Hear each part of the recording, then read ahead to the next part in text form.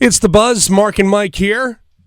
And joining us on the Alan Kelly and Company Train Hotline, he is a doctor of orthopedic surgery and sports medicine. He played football for the Stanford Cardinal. He was on the field for the biggest play in college football history. And the band is on the field. That's all you ever need to know when you think of Cal and Stanford. Dr. R. Alan Summers, and not only that, he got Mark Thomas. He did. Back into the game. He got me right. We owe you. Dr. Summers, thanks so much for taking a couple of minutes and joining us this morning. And more importantly, thank you for prolonging Mark's surgery so we could talk to Aaron Summers for a couple of more days here on the show.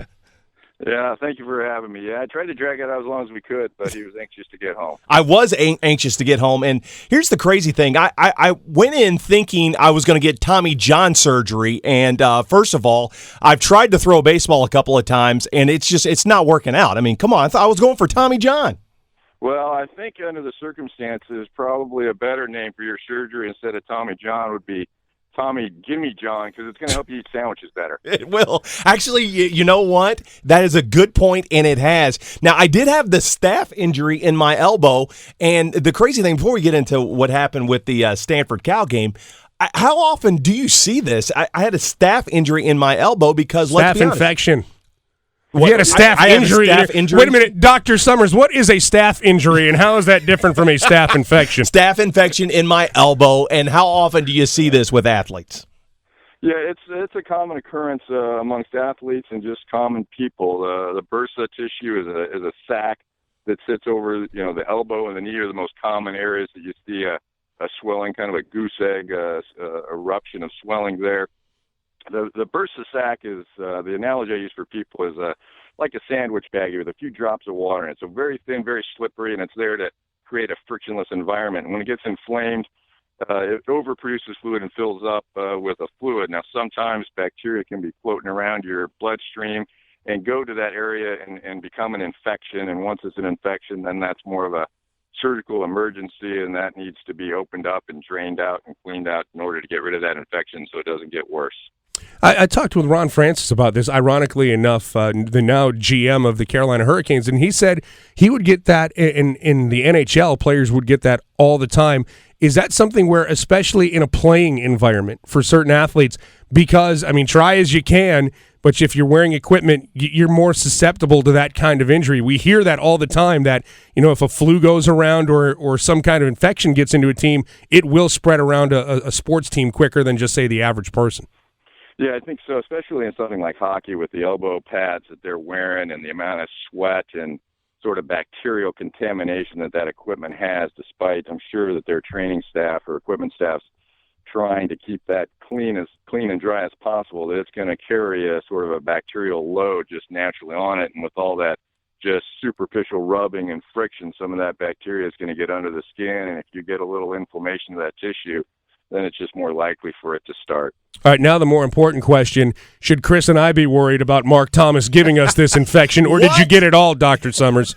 No, we got it all, and it's not communicable that way. Oh, good. And, thank you. He fortunately didn't have the worst variety, the MRSA, the resistant bacteria that is out there. His was pretty sensitive to most antibiotics, and it should clear up quite nicely. Dr. R. Alan Summers, he is joining us here. He saved Mark Thomas's elbow. We're very thankful for that, and so is every sandwich shop here in the greater Raleigh and Durham area as well. He's joining us on the Alan Kelly and Company Train Hotline. Yeah, and Dr. Summers, I remember talking to you and realized, I mean, you're a big guy, but of course you played the greatest position on planet Earth, and that is tight end.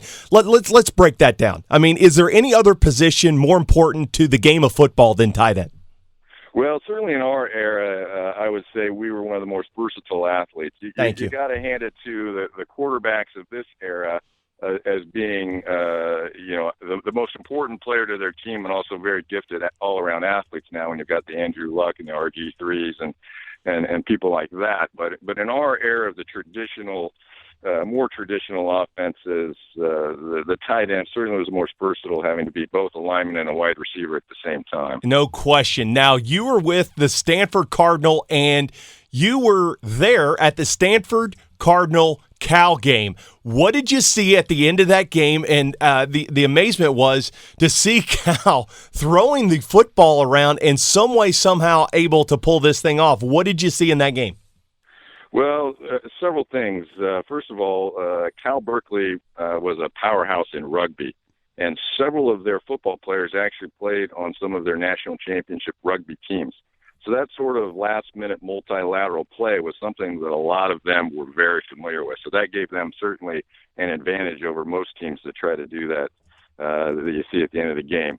From a Stanford perspective, if you go back and look at that play under a critical eye, you'll see that about the second person that has the ball would get overturned on review in the booth because he is tackled, he's moving backwards, his knee hits the ground, and then he pitches the ball.